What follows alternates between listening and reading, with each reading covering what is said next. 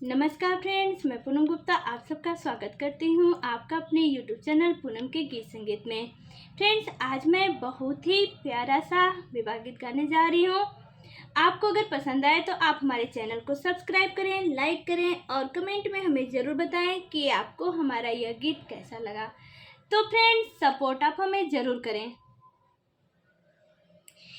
पापा कौन नागरिया जुआ